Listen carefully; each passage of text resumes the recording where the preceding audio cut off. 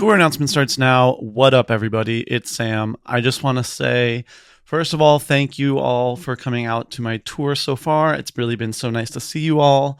There are just a few dates left in DC, Pittsburgh, and Boston, and I would love, love, love to see you all there.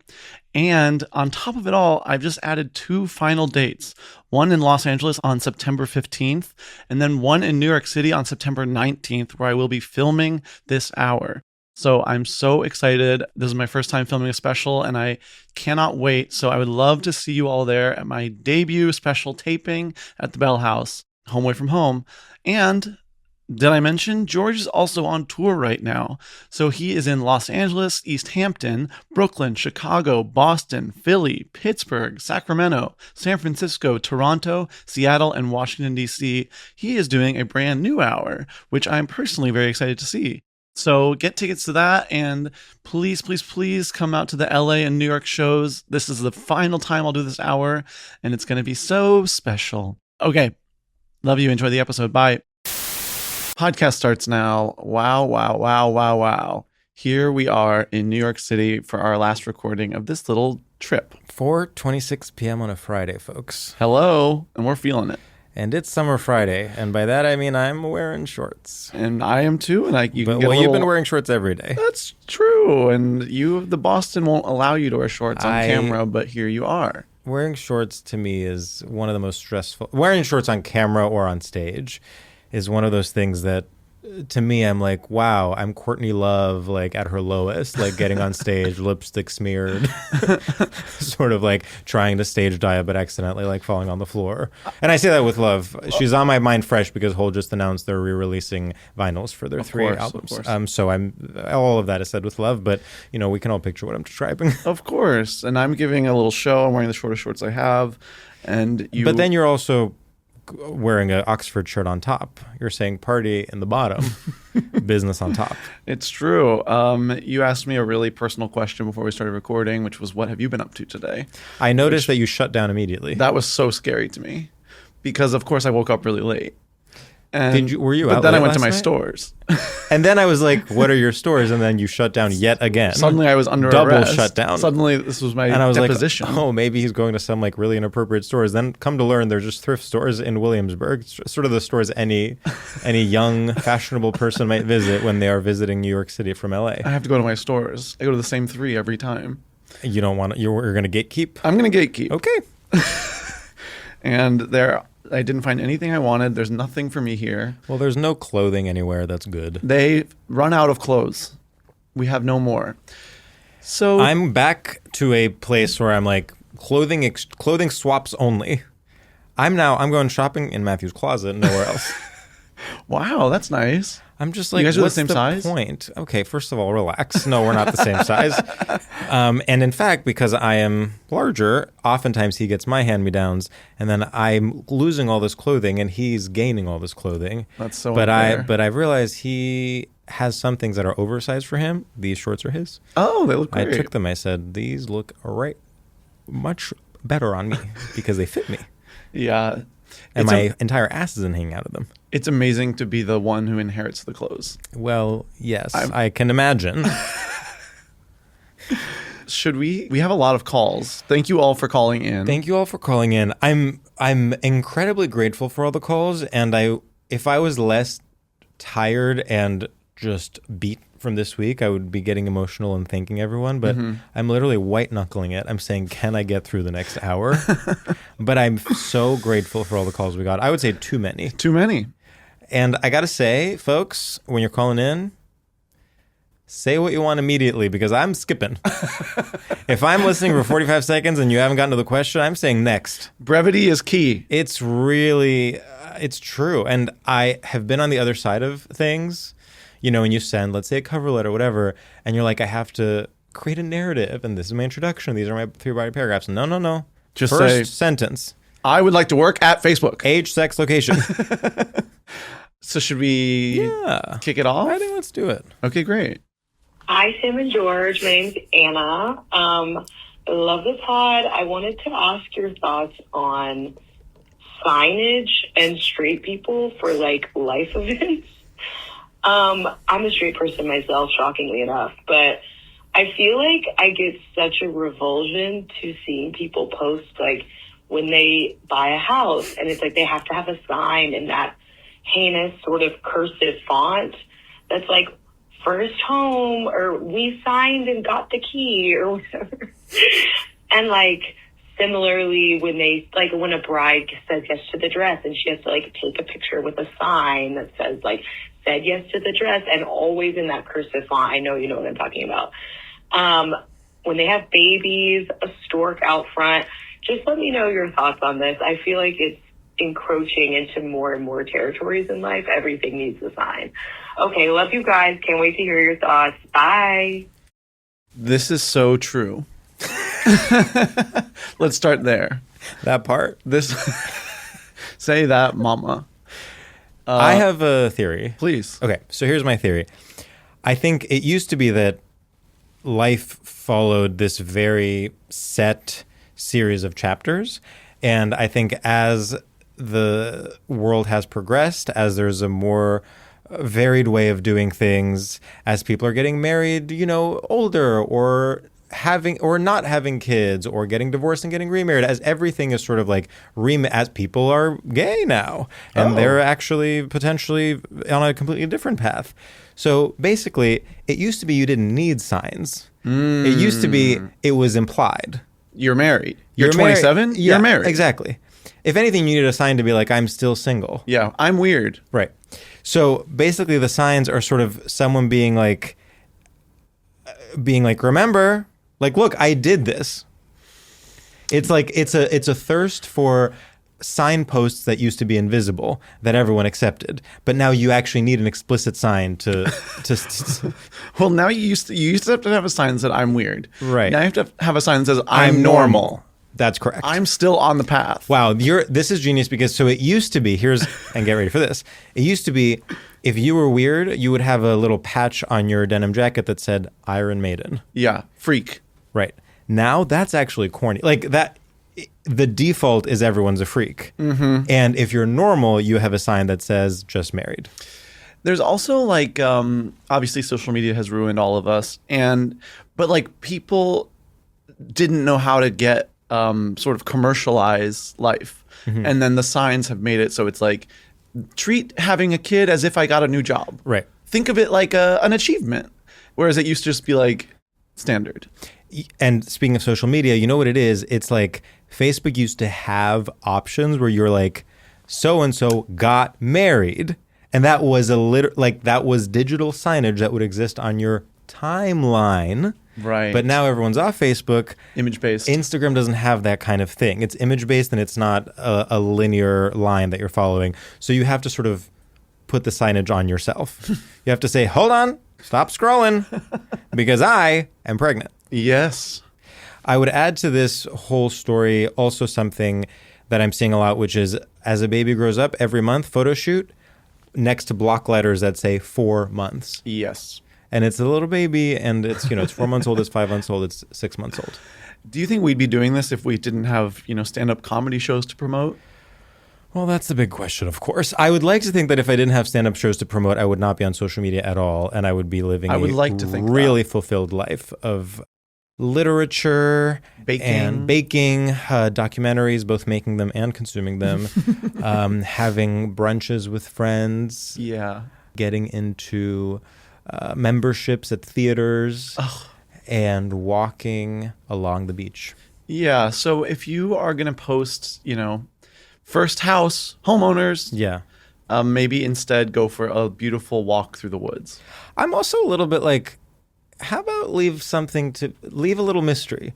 I get wanting to brag about owning a home, but like, just trust that your audience gets it. Post a photo of like the empty living room, or post a photo of like, of the carpet being rolled or something, or the rug being rolled. Like, I'm not saying I love these ideas, but I just feel I don't love that idea. Like at the very least, like create a story that isn't the most obvious possible thing. Well, and it's like, it's so much chicer to not post about it. And when someone comes over, they're like, So how much do you pay in rent? And you're like, oh, rent. I haven't heard that word in a while.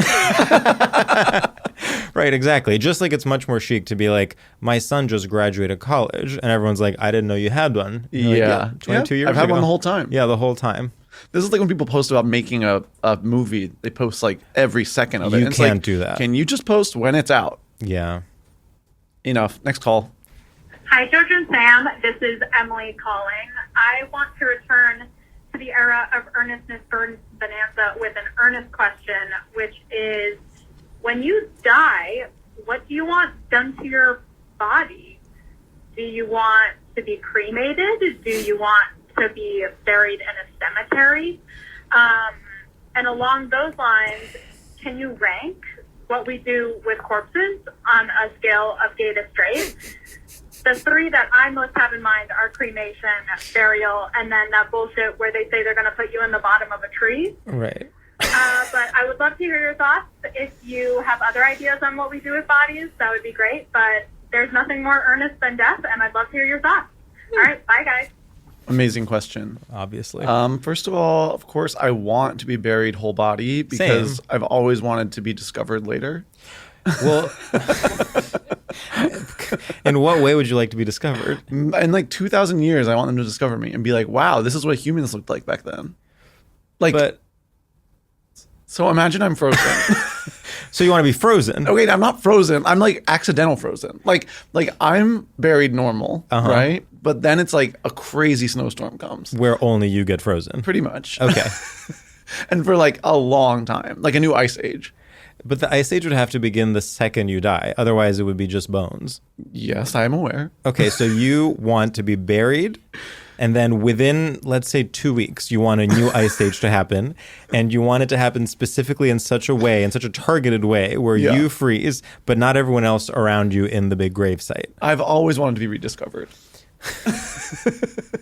Where do you think that comes from? You think you're... Because when I learned about the old people who Yeah. were discovered, I'm like, damn, that's awesome. No, it is true when you think like there were a certain number of very specific Neanderthals or people that were Yeah. discovered. It's not like they were all discovered. It's like, No, there's like that's 3. Marcia. Yeah, and they give her a name. They'd probably rename me something fun That's true. for the times. Do you feel like some of this on your end comes from just like a fear of death where you're like, well, I don't want it to all be over. I want to be rediscovered. Well, of course. Okay. I also hope my tweets get rediscovered. Well, that is certainly going to happen. But I also want to ask, do you feel like this is mostly due to Austin Powers? That is a very valid question. Had you not considered it before? No, That's crazy. I was not thinking about that. Because Austin Powers is such a huge part of your upbringing. But he didn't die. He just was frozen. Oh, you don't want to come back to life. God, no.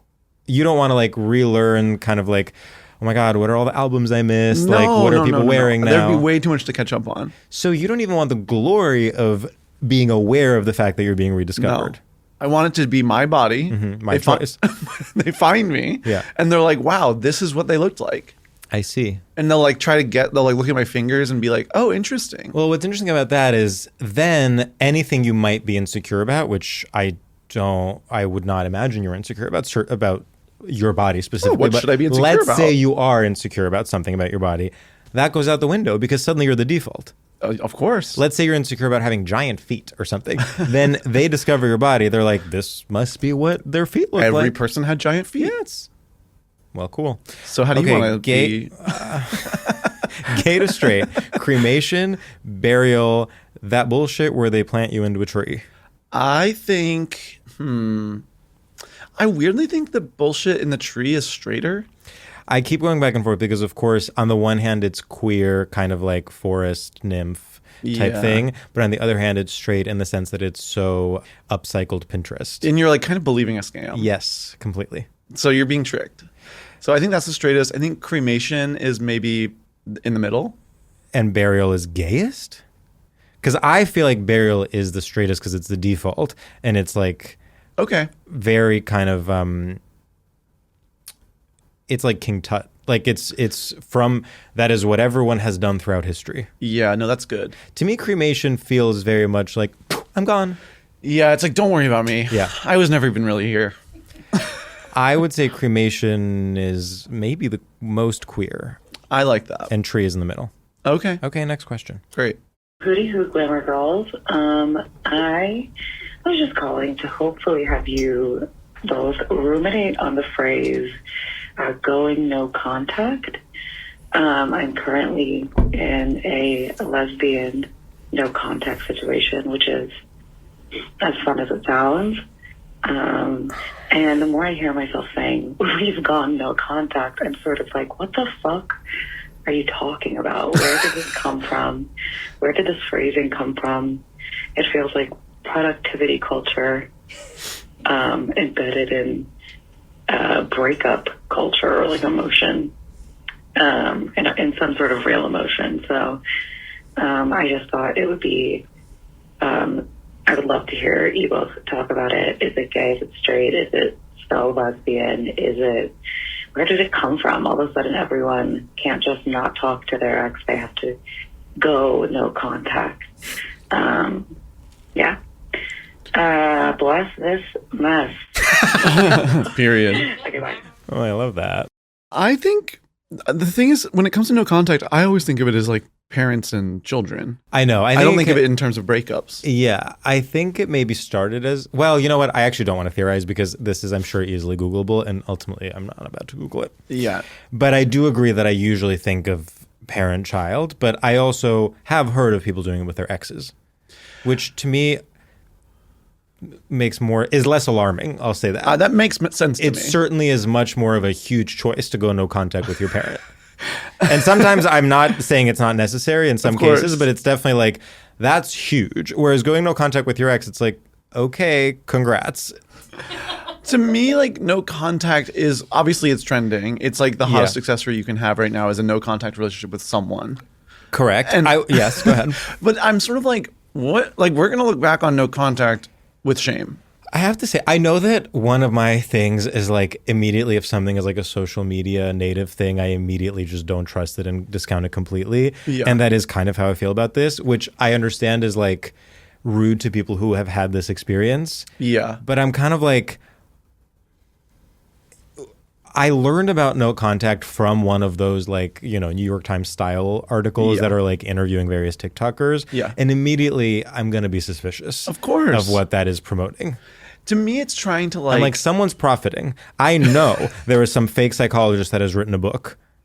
I love this theory too. I also think it's like therapists trying to justify like their job. Yes. Like they're like, well, I actually gave you the idea for no contact. Mm-hmm. That's like something very active you can be doing. You should go no contact. So that's not really a solution. Yes, you're like not annoyed on a day-to-day level with this person, but like it's not like they're not looming in your life in an even stronger way, in a weird way. So in terms of the gay or straightness of it, to me the most obvious interpretation is like any binary is more straight than any spectrum. So like, love that. Contact, no contact is such a binary. It's like, and it's such an amazing instinct to be like, I'm dealing with this really complicated thing. And someone's like, oh my God, I have an amazing idea.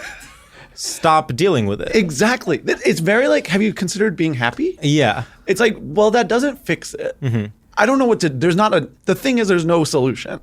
Like to be like, I actually solved it. I went no contact. Right. It's like, no, you didn't. And it stops the conversation. Yeah. You can't, because there's always some nuance in like, yes, someone is at fault, someone is not at fault, but like, you can't, if you're going no contact, you're immediately the victim. That said, I want to be clear, like, please, there are obviously cases where it is important to go no contact, and there are cases that are dark that we are not talking about here. Yeah. I'm talking about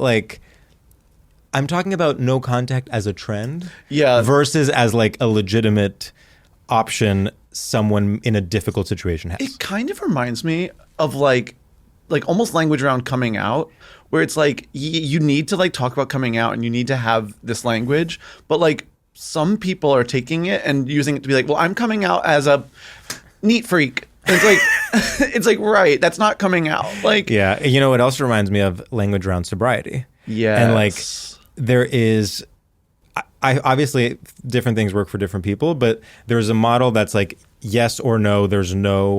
There's nothing in between, and then there's a model of being like, well, I'm California sober, which is more LGBTQ, of course. Of course. And there's, of course, or like when I was growing up, my grandmother would be like, your grandfather's not drinking. And he was actively having a beer at the time. That doesn't count. Yeah, that doesn't count. That doesn't. Well, because she's like, yeah, but he's not having one beer. It's dinner time. It's dinner time. What do you expect? It would be rude to not have one. Yeah, he's having a beer. He's still a man.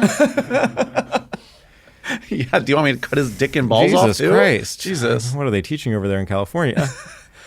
So I just want to make one thing clear, which is that we have there's no morality to what we're saying. We're just like, the straightness of it is the binary thing. Yes. That said, some people should go no contact. That said, some people should go no contact. And some people shouldn't. There's almost Say even that. the branding of it. Like that's Yes. part of what is bothering me. Well, that's the if it's thing. like I don't speak to my mother anymore, I'm sure there's like a deep reason. Right. But to be like, well, we're no contact. It's like It actually cheapens it. it cheapens it. Because if there is like a legitimate problem there and you're saying we're going no contact, it's like, what do you think this is? A TikTok video? Right. Like this is your relationship with your mother. With your mother. Have some respect. Say we don't speak anymore. Like, I know she did that thing. She did that. She did the thing. She did the thing. And so did you, girl. I don't get it. But I think we're touching on the same thing, which is like whether or not it's a TikTok trend or it's something that is like, it's like branding first, Yeah. the reality second. That's what's untrustworthy about it. I'm like, when did we all wake up and start going no contact? Yeah. It's trending. And I actually think this is, talking about it in terms of a relationship emphasizes this too, because it's like, yeah, honestly, the default when you break up with someone is right. to That's sort of like, why do we brand quote this? unquote go no contact. Like, it's very common to not speak to your ex. I'm annoyed. Okay, but we're not annoyed at the caller. Of course not. We're annoyed at the systems that created created her.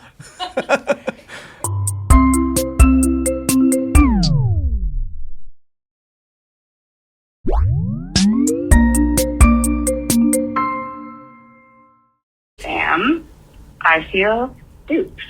In a recent episode, you were talking about how much you love the podcast How Long Gone. I think as a straight single woman, I'd never heard of this podcast, didn't know about it. And started listening, loved it. Took me until the second episode to understand that they are two straight men. Okay. She thought they were women? Kind of goes against my podcast By women. diet. If we don't listen to women and gay guys. I'm just interested to hear more of your opinion about listening to straight men, giving them a platform. Do you guys feel like they're the straight version of you? And also, occasionally they say things that are like right on the edge of appropriate, let's just say, for two straight white men. Want y'all's take. Love you. Hootie hoo. Hootie hoo. So just think, I know the audio quality was not great there, but she's saying she feels duped by you because you recommended the podcast, or not recommended, said you liked the podcast How Long Gone. We've had both Chris and Jason from How Long Gone on this podcast. Yes. Both together and also Jason separately. And Chris, we're going to get you next time. And she is shocked that you would platform two straight men with a podcast. What say you? I love How Long Gone. Yes. I find sometimes you like, it's like liking country music. It's like, okay, I've sort of dealt with all of my trauma around Americana, and I can like now go into a country music space Yeah. with a different appreciation and a deeper understanding of myself.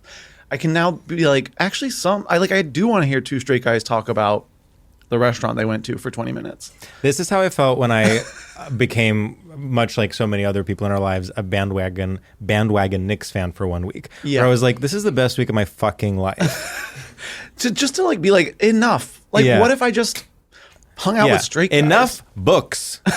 Let's go to a restaurant. Let's go to a restaurant. Let's talk about how our pants are fitting. And also, let's be comfortable hearing something that strikes us as inappropriate or bad or problematic, and take a breath and keep listening. When they're problematic, Yes. I'm sort of like, say la vie. Like, at least I'm like knowing what their deal is. Well, we talked about this off mic, but Chris the other day was like, I cannot stand AOC's voice. And I was like, well, I'm obviously offended by that, and I can't believe someone would say that. But I'm so grateful that he verbalized that, because that is probably how many people feel. That's data. And it's important to know before we run her. Yeah. And it's like, wow, okay, so It's that's data. We need to know this. Yes. Or else And- we're getting blindsided because no one's telling us stuff. I will go so far as to say, a lot of our listeners are women that are learning about queer culture through our conversations. And I would say we are gay men learning about Jason and about straight culture through their conversations. Literally. And I have learned so much. I know, like, which women are hot now. Yeah, I didn't know that. I had no idea. When you hear about who's hot So to straight guys, who are they saying is hot? we can't get into it. Okay, sorry. I also, they're very kind of, they're cool guys. Sure. And so it's always interesting when I realize something that I thought was kind of is actually cool. Yeah. Like the fact that they're obsessed with Brandon Flowers. No, that's weird. I'm like, I thought that was, we don't do that. I could talk about them all day. Yeah, no, but we shouldn't. I could too. But I just want to say they've actually brought so much joy into my life. Yes. And I they're wanna say the same legitimately thing. so funny. They're and funny? It must be said. And you know what, also, I think we're in an interesting space. We're hanging out with, listening to them. Yeah. Quote unquote, hanging out with them. Yeah. You're like, okay, so they're like my cool older brothers. And in fact, can I say one more thing? In our community, the straight guys we know are straight comedians. And to be honest, I have so much more in common with Chris and Jason than I do with straight comedians. And I think that's what's hitting with me. Because This I'm is like, a really good point. I'm like, if I listen to a straight comedy podcast, I want to kill myself. Jump off a cliff. Like, I'm like, I can tell you smell. I don't like the pants you're wearing. Mm-hmm. And I don't care about any of your opinions. Yeah. They're out. Straight Yes. comedy, not to jump in, but I do think straight comedy is like red pill leaning. Okay, yes. Our producer, who's not mic'd, is saying that straight comedy is often red pill leaning. Yeah. And by the way, the opposite of that is like what? Someone being like, so, to use a bad word, performative. I'm telling you to rock the vote Telling every you 10 to rock seconds. the vote every 10 seconds. I want to hear Chris say, I don't like AOC's voice. That's what I want to hear. Next question. All right. Hey, gay guys. Love you both. I've actually been listening since the first iconic Jeremy O'Hara's episode. Shout out. So, feel so proud of you both. Love how the podcast has expanded over time. I'm calling because of the discussion of Madonna on the episode with Yassi. For context, I'm a 27-year-old gay girl. And I was first exposed to Madonna through the Glee episode where they sing like a virgin and there are 3 like potential losing virginity scenes cut into it together. Wow, I can picture Wow. it. And my Yeah. question is the way that Glee introduced a very specific generation of gay people to certain musicians, for example, Madonna, good or bad or something else? Because it did kind of train my brain to like only accept certain types of productions of songs that I think are ultimately kind of boring and not that interesting. Okay, a garbage truck is going by me. Bye. Wow. I want to kick this off and say there's no ethical way to find out about music. I think you will be hearing a There's song. no unethical way to Sorry, find out about music. no. There's no. It's all unethical. Oh, it's all unethical. Okay, yeah. okay. You are only finding out about music through TV shows that suck, Yeah. movies that are medium, and like random older people. Do you think it's ethical to find out? For example, I once found out about Tegan and Sarah on a print issue of Rolling Stone magazine. Is that ethical or unethical? I think that's the closest you can get, but also you were being told to like them from Rolling Stone magazine. But And they paid for that, I feel like probably. it's I feel like it's ethical to find out about a band in the 90s from an alt weekly. That's it. That's the only way. In Seattle. Yes. That's the only ethical way to find out about a band. As independent media is dying, as local media is dying, I think you are right. There is no ethical way to find out about music. Because now it's like you heard about them on Pitchfork. You think that's ethical? Do you want me to list the bands I found out about from the Juno soundtrack? Because I will. And one of them is Sonic Youth.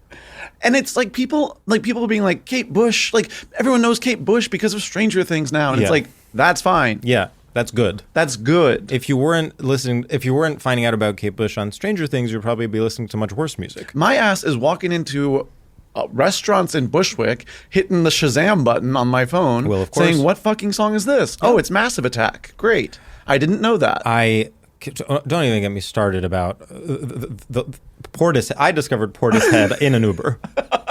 There is no ethical way to find out about music. Okay, so that said, Yeah. is Glee the most unethical? Maybe. It is.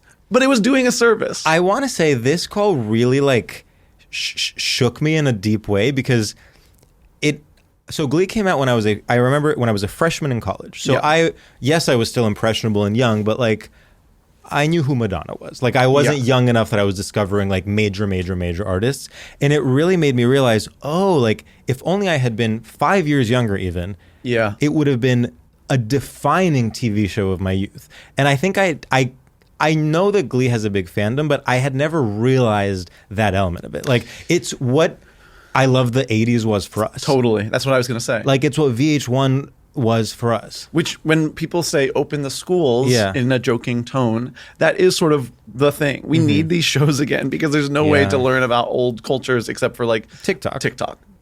And people do, sort of like walking you through. And I'm like, well, who hired you? You're just a random person with a phone and you're allowed to be the one teaching?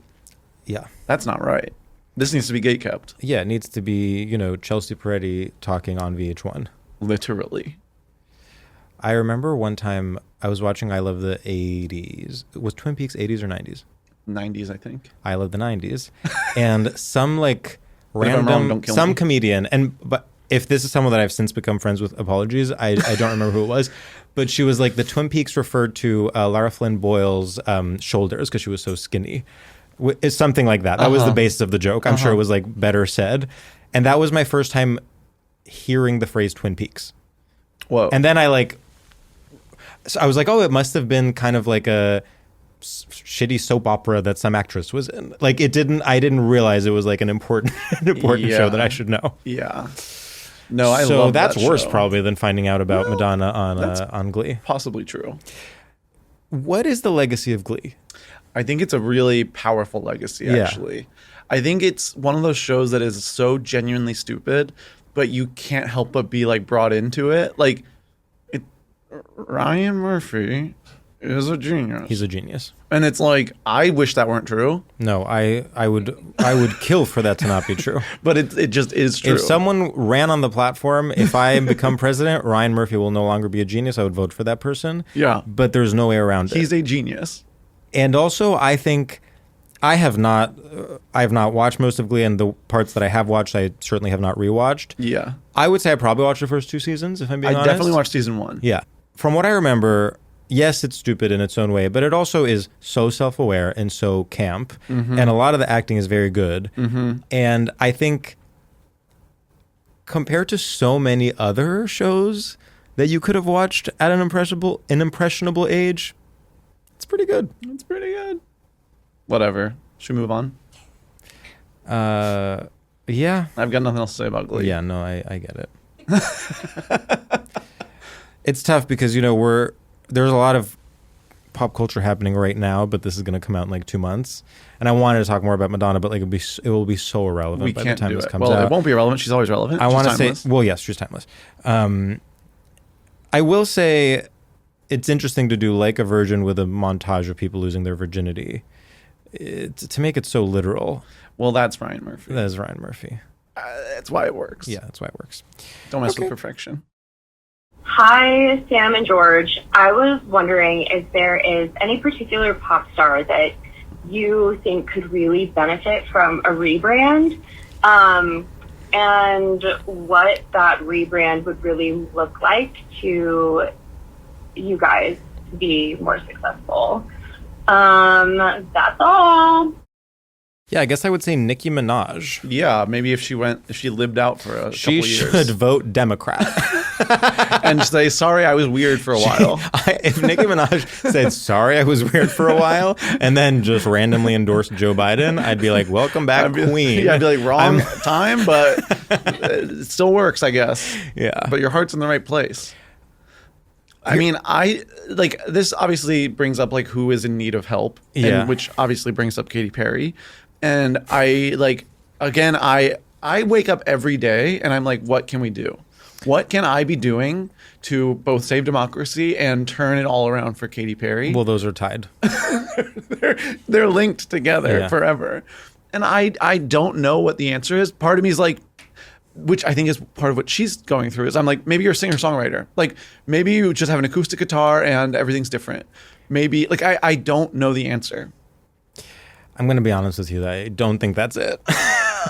There's got to be something we can do. I mean, not to, take her agency away, but, like, the thing to do is to connect her to a good producer. I don't think she herself is going to get in the studio and make magic. I think we need a Jack Antonoff in there. I think we need a Mark Ronson. I think we need a Rostam to, past guest. That would be huge. You need someone with, and I know all these are men. Okay, let's get Grimes in there. Let's get Charlie in there. Get a cool gal. Just imagining Grimes linking up with Katy Perry at this stage. It's like the craziest thing I've ever heard. Yeah. Well, you remember that photo that's like Katy Perry, Rihanna, and Grimes? No, I don't know this photo. It's an amazing photograph. We could have had it all. We could have had it all. Adele. Talk about a rebrand. Yeah, but she's doing what works for her. She's doing what works for her, but I'm like, can we switch it up a bit? Nothing but love to the whole community. I wouldn't say this person needs a rebrand per se, but I'm ready to kind of turn a new leaf, and that is MIA. I kind of like don't want to hear about I'm tired of all the noise, and I just want MIA to just release I don't care if she's literally like believing in Maha and, voting for, that what's the Hungarian guy? Oh, God, I have no idea. We'll cut this out. Orban. I don't care if she's campaigning for Orban. I mean, I do care, and I obviously hope she doesn't. But my point is, like, I can overlook her politics if she releases, like, an amazing album. It's so tough when someone's politics are, like, part of why they're good. And then they, like, they're like, oh, you like that? Well, I'll do it times 10. And you're like, whoa, whoa, whoa, whoa, whoa. Yes. But I do think with MIA, not to be so controversial, it's like she's speaking her own language. Stop taking everything so literally. Do you remember WikiLeaks, her EP? Yes. I love that shit so much. I can't get enough of her. Yeah, she's amazing. I actually recently saw this interview with Charlie XCX where someone was like, what is, in your opinion, the perfect pop song? And she said, Paper Planes by MIA. And I said, correct. Correct. All right, next question. Hi, Sam and George. I am a professional dancer and choreographer, and, there's just not as many gay guys coming to my shows as I would like. And so I was wondering, what is your relationship, or how do you engage with dance in your lives, or what are your conceptions about that? Because maybe it'll help me better market my shows for the gay guys. And what do you think dancing is? Do you think it's gay or straight? Hooty hoo, I guess. Bye. Hooty hoo. This is an amazing question, because when I'll be a peek behind the curtain. A peek behind the curtain, yeah. George summarized this for me and said, basically he's asking, like, do we like dance or not? No, I said, what's your relationship with Sorry, dance? what's your relationship dance? And so, of course, the gay guy in me was like, oh, it's asking, do I like dancing? Yeah, like in a club setting. In a club setting. And then what's the real question is, why aren't you coming to my dance shows? Yeah. And why aren't you coming to his dance shows, would you say? And here's the thing. I'm like, what is a dance show? So have you ever been to any kind of dance performance, whether it's literally the Nutcracker, ballet? I mean, like, maybe. Okay. Like. It's a simple question. I just don't know. Like, Yeah. I think maybe I have, but Okay. like, it's really hard to tell. I do make an effort. Oh my God. Not like all the time, but like, okay, so BAM in Brooklyn has a dance programming. Uh-huh. And oftentimes, maybe like once a year, twice a year, something will cross my desk. Maybe I'll read a review or maybe I'll see an Instagram or whatever, and I'll be like, oh, I'll check that out. I think for me, a big part of it is just like not the threshold. What's the barrier to entry? Is high, like, I don't know the language. It would take so long for me to become educated in the dance world to properly appreciate stuff. There is one exception, which is that, so as everyone knows, a defining cultural moment for me was the Athens Olympics opening ceremony. Now, that opening ceremony was choreographed by this guy, Dimitris Papaioannou, and he, interestingly, I follow him on Instagram, and he does a lot. He still is a very successful choreographer, and when his stuff comes to New York, I do always go and see that. And so that's sort of like my gaga in the dance world. But I couldn't tell you who he was influenced by. I couldn't tell you if he, like, how he's perceived in the dance world. But that's like the one thing I do know. One final thing, please. Because my youngest sister was a very serious ballet dancer, and I saw how like strict and toxic that environment was, it like turned me off of it, which I know is unfair because most stuff is toxic. Yeah, the same thing happened to me when I saw Black Swan. Right, exactly. Yeah. So I lived it.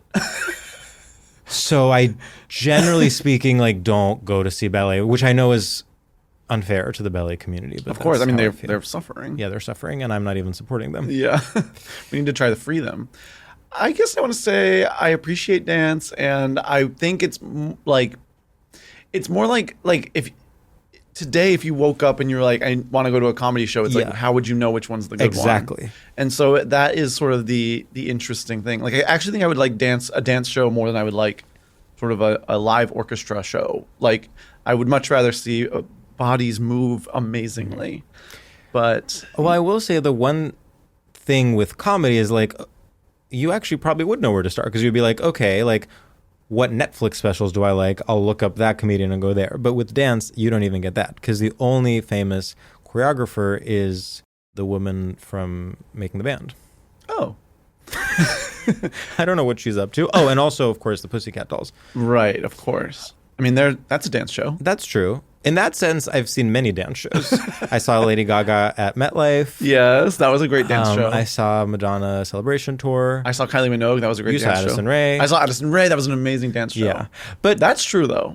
But well, in fact, this guy, the Greek guy that I was talking about, did a lot of work on the Rosalia tour. Oh. So I do think the girls are hiring cool, interesting. I will say Addison Rae's choreographer is Danielle Blanco, who's a very famous choreographer. Well, there you go. Who did Beyonce's Deja Vu. Really? Whoa. That makes so much sense. Well, we're learning about the world of choreography. I've always said, you can quote me on this, I would have been a dancer were it not for internalized homophobia. But that time has passed, and now I'm old and decrepit. Yes, and I would have been a dancer if my body was different in a variety of ways.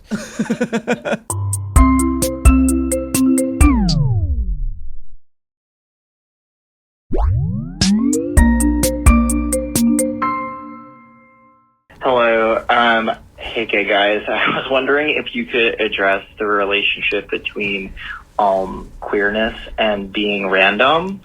I feel like being random had a moment that was very like mumblecore, and I don't know the odds, 2010s, I don't really know. It's like that moment has passed, and now I feel like queer is a word that's kind of lost some of its purchase just in our day-to-day life, but is randomness like the new domain for the kind of stakes or the kind of edge that once was queer to find itself regenerated? Is random back is my question. And let's try to make sense here. Whoa. Bill Maher Club Random sense. There's no way you'll air this question, but I think again, bitch. You don't know shit about shit. Wow. Well, okay. To make an obvious statement. Okay. Can't wait.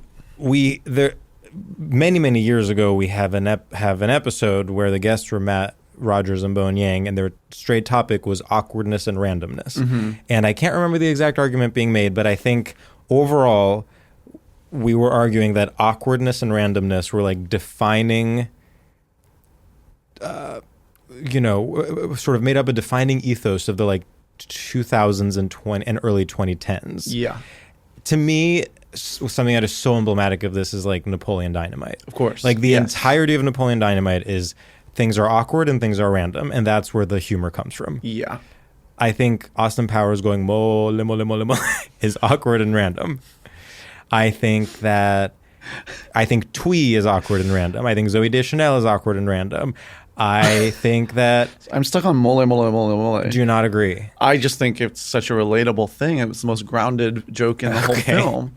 You know, that feel when you see someone's mole and it's all you can think about, and I guess you're that's trying true. to treat them with respect, and yet you all you can think about is their mole. I want to say I take it back because you're absolutely right. There is like a clear point of view to that joke. Of course, that's very lived in. Yes, it's very lived in. It's as Natasha Lyonne once said on RuPaul's Drag Race, it reaches a Mike Lee level of rawness, and she said that while commenting on a drag queen's performance.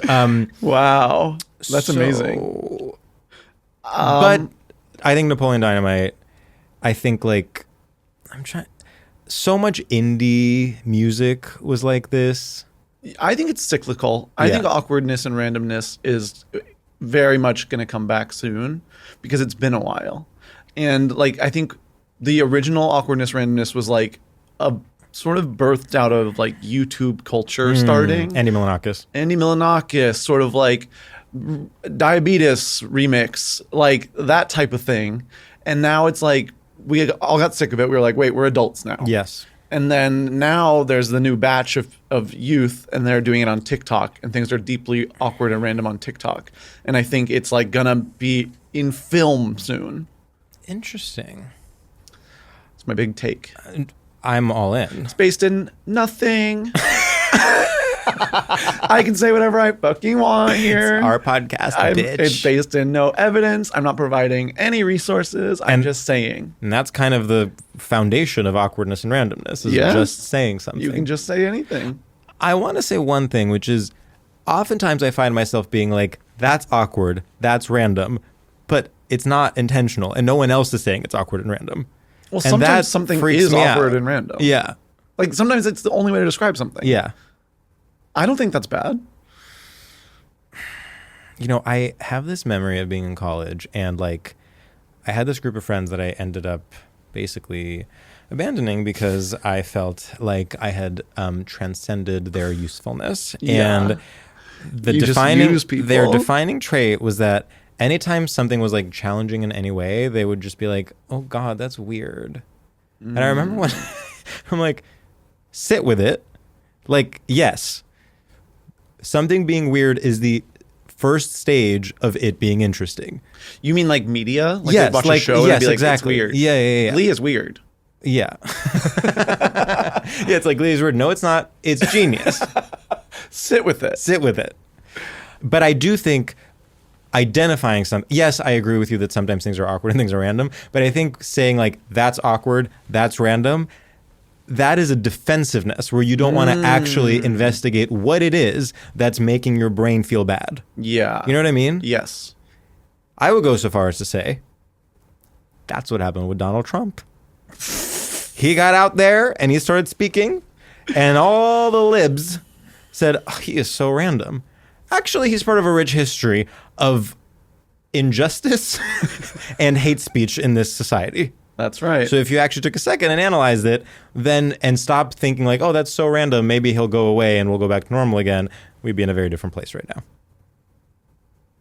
I did not see it going there. Well, neither did I when I started speaking. That is, I also like that caller was like, are you queer or are you random? Right. That was confusing.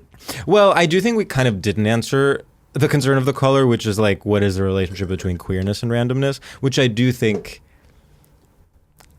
like, okay. Random is closeted. Being random is like you are in high school and you are closeted and you're like, I don't want to reveal, like, I'm funny, but I don't want to reveal anything about myself. So I'm going to be random. You know what awkwardness and randomness turns into when it has a point of view? Camp. Like a John Waters movie is, to the untrained eye, completely awkward and completely random. Yeah. Like if I'm literally like a random suburban dad and someone shows me Pink Flamingos, I'm like, that's random. I have always described Divine as random sauce. Yes. Yeah. I had a dream I had back and shoulder hair the other night. Okay, so you want to be me? Literally. It was crazy. I was so grateful. It's crazy that there's something happening psychoanalytically where it's like, I like am envious of some of your qualities and you're envious of some of my qualities. We need to body swap. We need to body swap just for one day. Just for one day. You couldn't last 24 hours in this thing. Oh, please. I'd like to see you dry after taking a shower. It takes 15 minutes in the locker room. Okay. Oh, you just hate being naked around all the other naked guys. Shut up. We are running out of questions. We're actually not running out of questions enough. So we need to decide. Let's just keep going in order and we'll see how we feel. Yeah, what's our time? What time are we at? It's 5:17, so we're okay. Okay, great. Just got a notification from my gym. Oh my God, amazing. What did they say? The basketball court is reopening. Oh, do you want to leave? The way I can't wait to get back to my fucking gym. I haven't been in 2 weeks. How about try living in the moment? I think somebody from my gym called in, by the way. Oh my God, amazing. Are we playing their call? I don't remember if we selected it or not. Well, actually, no, I think someone from my gym called. Ah! Well, actually, I guess I have no proof. I have no proof either. And by the way, I didn't listen to them. Oh, okay. Well, the first part of the question was something different, and the second part was like, I see one of you at a luxury gym. Is it okay if I say hi? Yeah, I wouldn't describe mine as luxury. Well, that's kind of why I thought it was mine, not to be a bitch.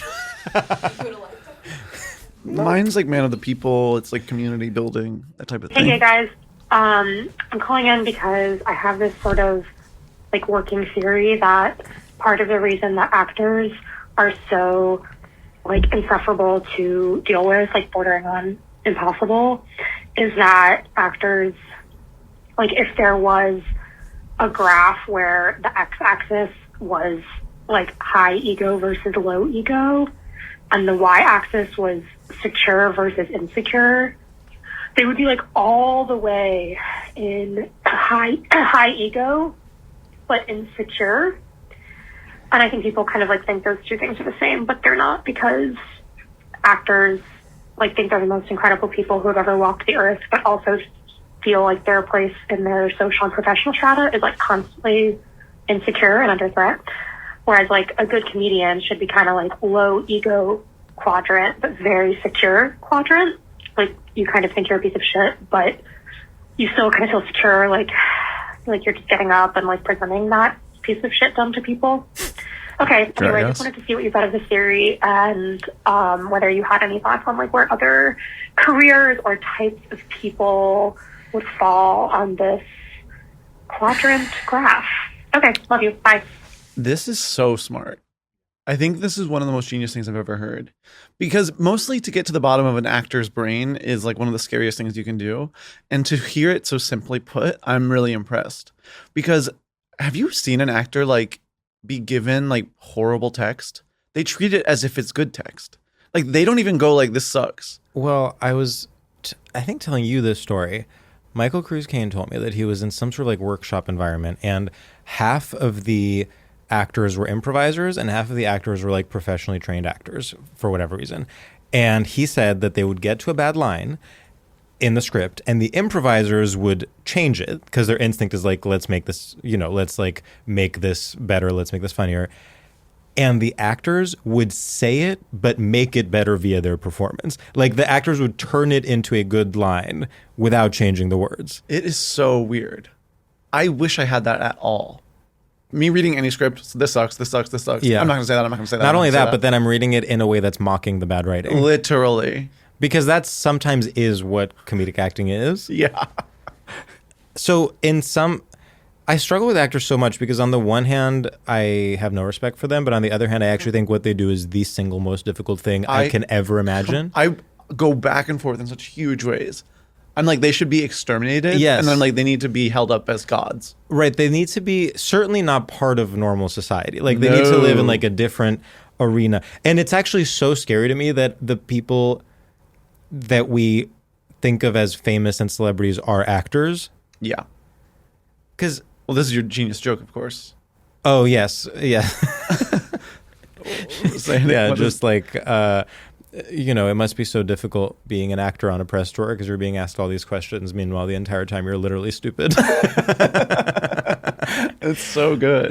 But But again, I do think they're tapped into something greater than us. Like they can think in a way that I cannot access. Yeah. So I don't think they're stupid. I just think they're different. Yes.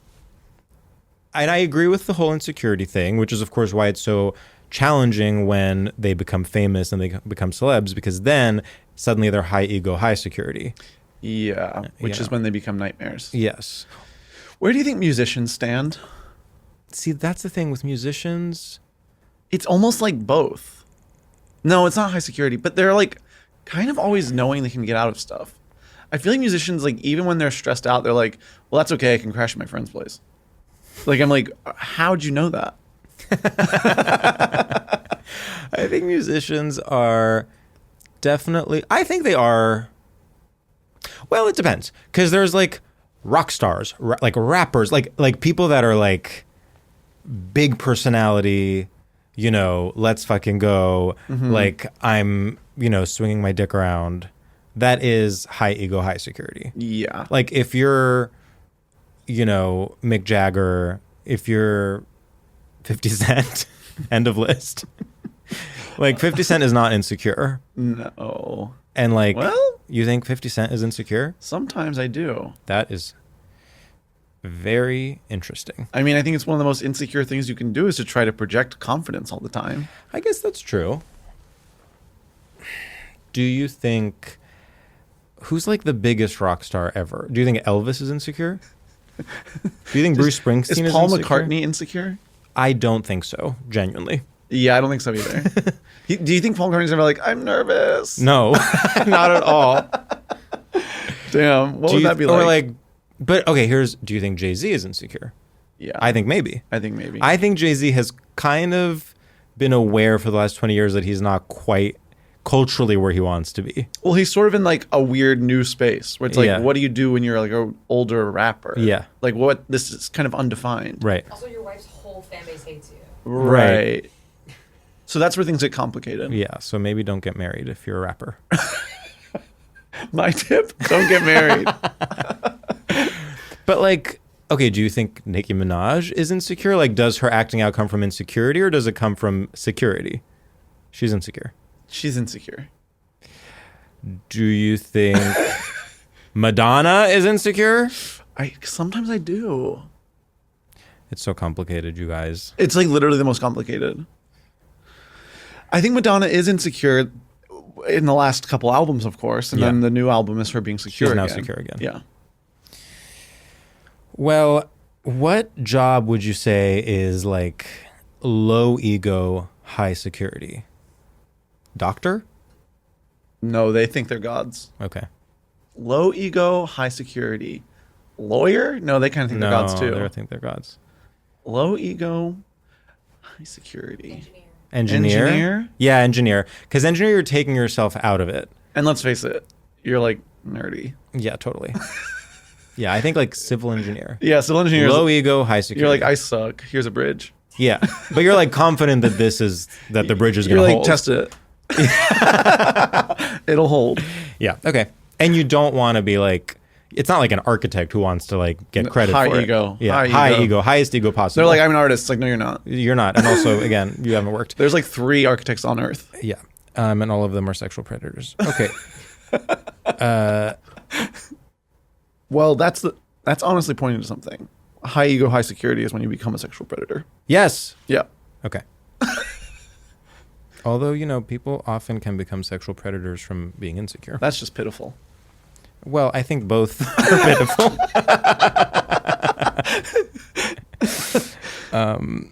Okay. All right, I've got a question. And forgive me if this has been talked about already. As a gay guy, I am curious how you gay guys feel about calling shit gay. Like old school, we're back in middle school, that's gay, that shit's gay, like gay. Gay. I personally love it. I embrace it. And might I add, if I hear a fellow coworker who's straight or something yell it out loud, I think it's hysterical. I'm kind of for it. I'm curious how you guys feel about it. And if that question's been done already, then I guess my backup question is, what kind of soup would each Heim sister be? No. No. Okay. You're not allowed to have backup questions. Talk about high ego, low security. Here's my Always backup apologizing. He's like, first of all, I think it's hilarious when straight guys say gay. And second of all, I'm sorry if this question's been done before. Talk about a pick me in the classic sense. Whoa. Oh, when my straight coworkers call things gay, I say, ha ha ha. I'm not like those sensitive gay guys that get offended. I love it. so- By the way, does anyone have any beer I can drink? I love beer. So rude to Sam, because Sam, of course, once worked as a mover among a bunch of actual homophobic people. I was closeted at work. You were closeted at work. Never forget. In your early 30s. That's true. Yeah, it was awesome. I even had to pretend to think girls' asses were amazing. That must have been so challenging. They'd be like, "Whoa, look at her," and I'd be like, "Seriously." Yeah. The body tea.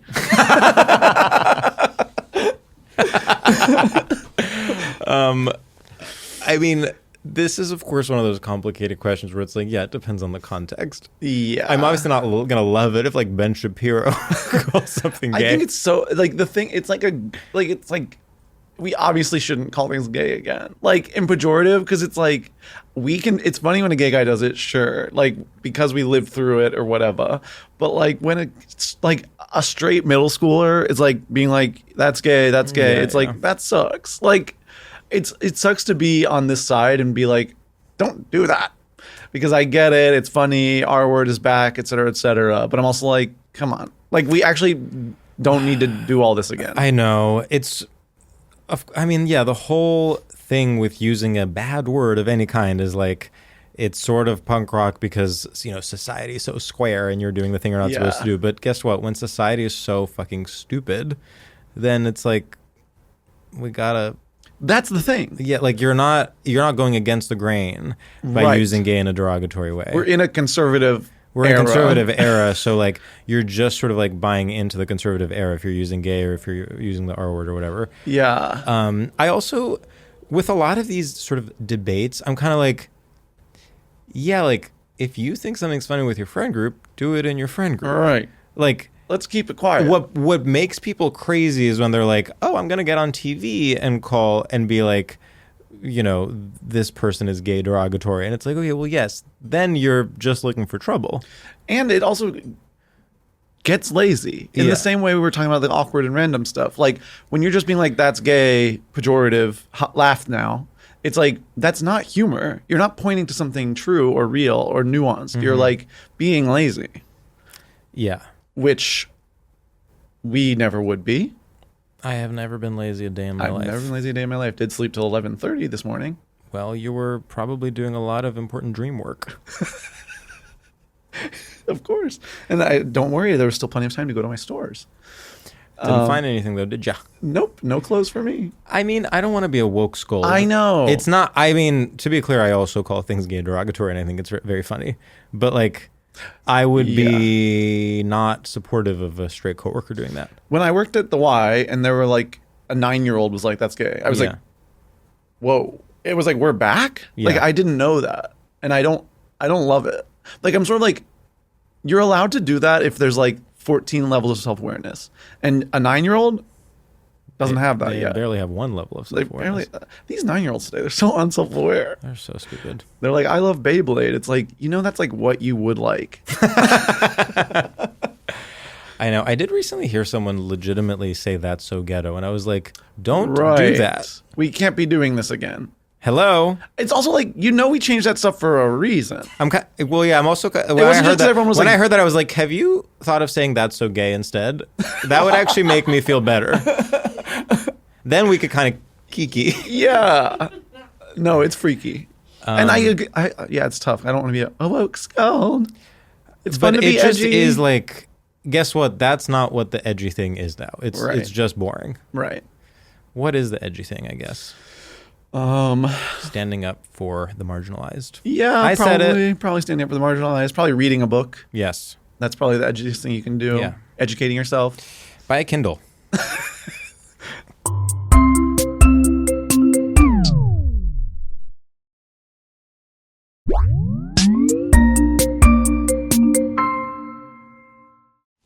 guys. So I need your advice. Basically, I'm new to a city, and I started hanging out with this group of girls that I really like, but recently a gay guy has been added to the group, and I feel crazy because I'm the only one who doesn't like him. Not because he's gay, obviously, but he's just not a very pleasant person. Like, he'll just be kind of mean and then laugh it off as drag or shade, and the girls will be like, oh no, you just didn't, haha. But I don't know, he's just like rude about random people, and since I've called him out, he sort of turned it on me and will say stuff like, you're wearing that. And then one time we were talking about don't worry, darling, and he went, Mama, nobody asked for your opinion, but here we are. Something like that, which was actually pretty lazy, but he did kind of eat me up. I don't know, he's just so like caricature-like that I'm almost like, is this performance art? I don't know, maybe he's like self-aware, like being ironic. I don't know. But basically, I don't know what to do because I really genuinely like hanging out with the girls, but they're just really enamored with him. And I try to say something, and they're always like, he's just kidding, he's so fun. And I've also tried to be kind of playfully shady back, but he's unfortunately pretty good at comeback in a way that I almost kind of have to respect. Like, it's definitely his art or whatever. Anyway, how do I exile this man? Like, is it worth trying? Do I just make peace with this new dynamic? I don't know what to do. Anyway, thanks guys. Love you. Well, I would love to know what city you're in. I think that would inform a lot. I'm shaking from excitement. This is amazing. That was the funniest call I've ever heard in my life. The funniest call I've ever heard in my life. First thought, can I just say? Yeah. Trust your gut. Trust your gut. He sounds annoying as shit. He's bad. And I want to say the other girls are so desperate to have a gay best friend that they're willing to overlook it all. And are it's like they're so accepting that they're like, oh my God, he called me the C word. That must be a term of endearment. Yeah. Meanwhile, he's literally like writing on an anonymous Reddit account. I know this ugly fat girl that I just got brunch with.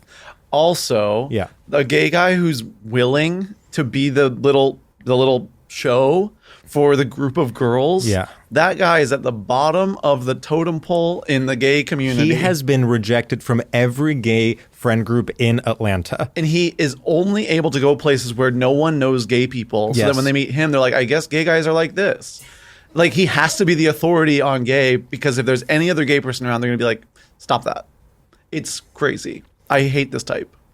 And it's funny because this girl is just like smart and is using logic and reason and is like, so this guy's rancid as hell. Right. And then all her girlfriends are kind of like, no, like he's being so camp. He's diva. Yeah. No. He's not. It's actually respectful to see a gay guy acting out and be like, stop that. Also, when she said the don't worry, darling comment and she was like, oh, he said no one asked your opinion, but here we are. That's not a good read. No. That's internet lingo. But here we are. Here we are? In 2026? Grow up. So he didn't eat you up. I want to say that. I know that you're being self-deprecating. He didn't eat you up. He didn't eat you up. You were just outnumbered by dumb girls. Yes, all the girls so desperate to impress him. For what? Here we are. I can't Throwing you that. Under the bus, by the way. We're sisterhood. We're solidarity. Whatever happened to that? Now, in terms of what you can do next to defeat him, I believe that there's only one way forward, and it is that you... Physical violence. Well, if that doesn't work... Now, of course, it's complicated to get there, but you need to befriend a better gay guy, and at the next event, bring him with you. Don't comment. Don't be like, I brought my own. Don't comment on it, but just be like, oh, this is my friend Travis. Find one that's like actually smart, actually funny, actually can read a bitch. And then let's see what happens. Set him loose. Yeah. That is, it's basically being like, I'm bringing my own fact checker. Because I know this is wrong, but no one's fact checking. Yeah. This gay guy can fact check and be like, incorrect. It's community notes on Twitter or something. And I think you can use the other girl's complete cowardice to your advantage. Because when gay guy number one, let's say, goes to the bathroom, gay guy number two is going to look at the group and be like, oh my God, he is so annoying. Yeah. Doesn't everyone agree? And then they're all going to be desperate to impress him, and they're going to be like, yes. Has this ever happened to you? What part? Mostly, I guess, like being gaslit that someone's not annoying when clearly they are. Are you kidding me? That's our entire life. Wait, literally. Yeah, so this is actually quite triggering for both of us, I think. No, it's really... This is happening to me with a gay guy in my life. I'll tell you about it later. Oh, really? Do I know them? You met at my party. No, okay. Yes, I certainly... It has happened to me. And to be perfectly honest with you, in the spirit of full transparency, I have also been the cowardly girls in my life. I have definitely fallen for someone's, charms or whatever, and given them the benefit of the doubt for too long. I've done that. And then someone has had to take me aside and be like, have you ever noticed that this guy is annoying as hell? When you zoom out, yeah, that can feel really scary. Yeah. So I can see why these girls would be afraid to see the truth, but just know it will set them free ultimately. God, this gay guy, I'm so mad at him. I'm mad. It's like... It's funny you thought Atlanta. I'm thinking DC. You know what, though? I think Boston. I think to be excluded from gay guy friend groups in DC, you have to be so bad that it's like... You're literally like Lindsey Graham. Like, it's like... No, that's a good point. I think no matter how bad you are, you'll find a gay guy friend group in DC. Whereas That's I think true. in Atlanta, gay guys are perceptive enough. Yeah. But also Atlanta can produce some of the most rancid gay guys. Yeah. So it could happen It there. could go either way. Interesting. But Boston could work too. I think Boston Boston really it might be the happy medium here. But really trust your gut. I mean, she's so smart, clearly, so articulate, great taste. Kind. Giving him credit where he doesn't deserve it. Yes, like just wants to have fun with her girls. And in comes this guy. He's probably wearing like stretch chinos, I can only imagine the patterns on those shirts. Can you imagine what different flavored matchas he's drinking on a daily basis? It's like passion fruit. I don't want to look at that.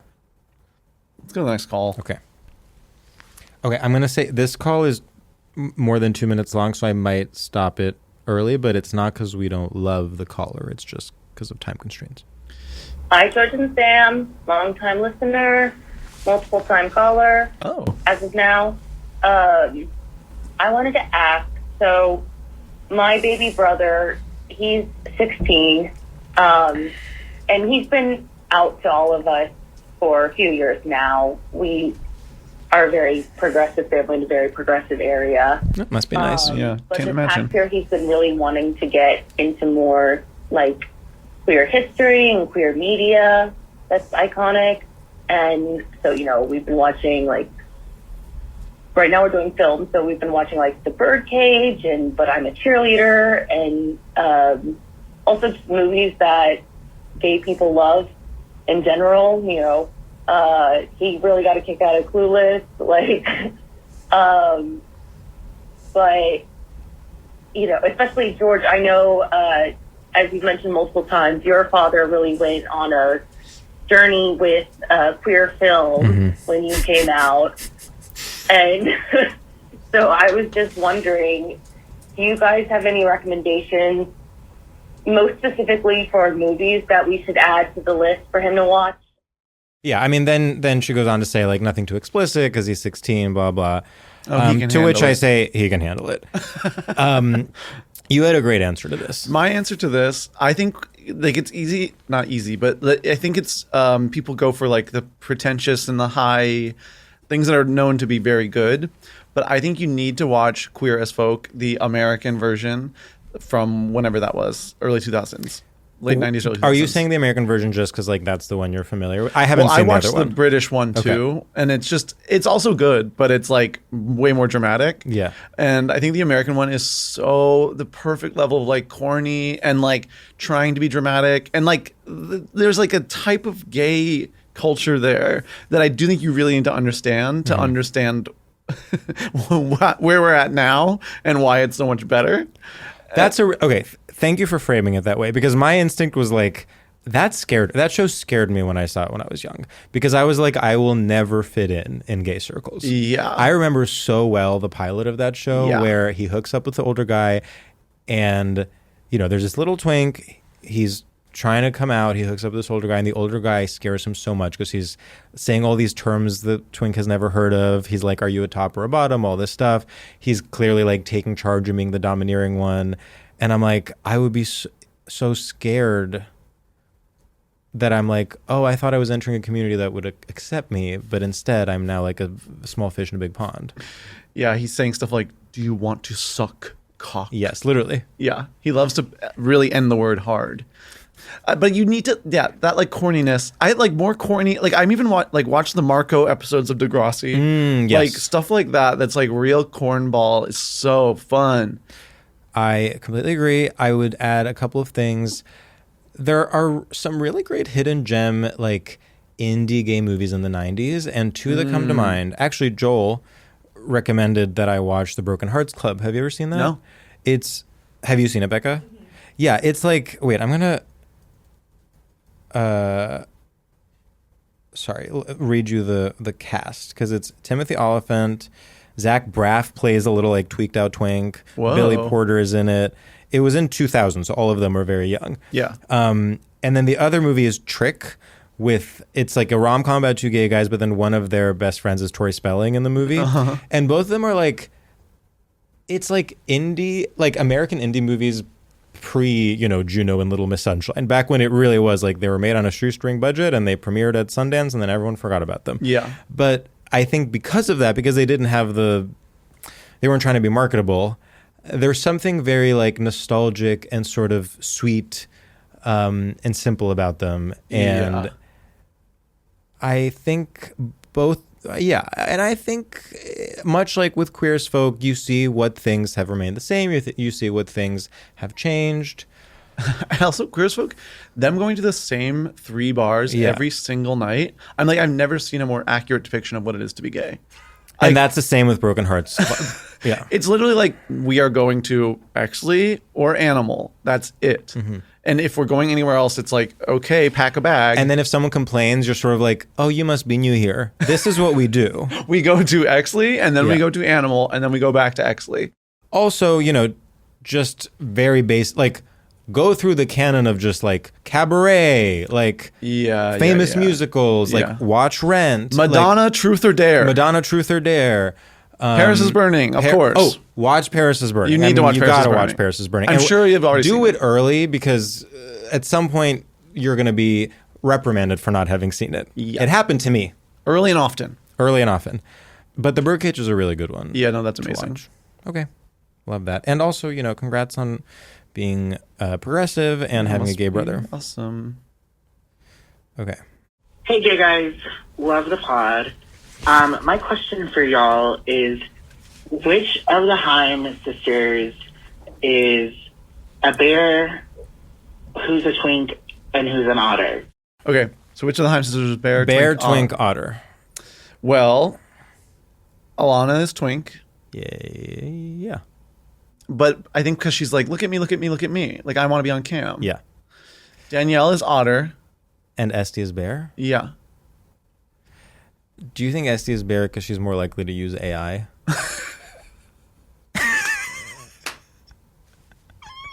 Or do you think she's bear because she's married to like a tech guy? But also, I think she's bear because she like does stand-up comedy routines that like sort of are like whatever. But but she's like, but I did that. She's bear because she just like loves Joan Rivers. Yeah. And Otter's like, to me, Otter's so like Danielle's like, I'm serious. Mm-hmm. Like, take me serious. And it's like, I guess. Right. Yeah. Yeah, Otter is very much like, thinks that he has like amazing taste in film, but it's like he watched like the top 10 Criterion titles. Yeah, Otter's like reading a book at the bar. Yes. And it's like, do you have to? Esty is more like loving going to Fire Island and going to the Hedda Lettuce show. Yeah, Esty's down for some fun. Yeah, I feel like something that gets lost in the mix is like we want to go out with Esty. Esty, come on the pod now. Like, I'm ready. We need it. Okay. I'm worried I think she would rightfully be mad at us. I mean, I honestly hate to say it, but I think of the 3, Alana would be the least mad at us because she's like so media trained that she'd be like, okay, what are they, like kind of alt gay guys? Got it. And then she would just sort of like, yep. Yeah, she'd get us. Well, folks, go out there, see the Odyssey on IMAX. Yeah, and by the time this comes out, I bet there will be tickets available. Yes, or Because maybe it'll be available 2 to months or something. to buy and rent. And happy 2028.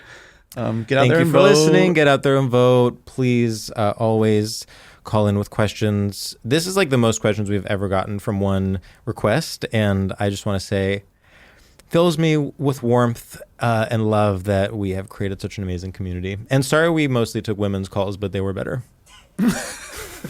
That wasn't on purpose. We were judging only. Yeah, like blind, they were gay guy calls. picking. They were just not as good. Yeah, they weren't smart or funny. And often they're like super horny in like this weird way that I don't really want to engage with.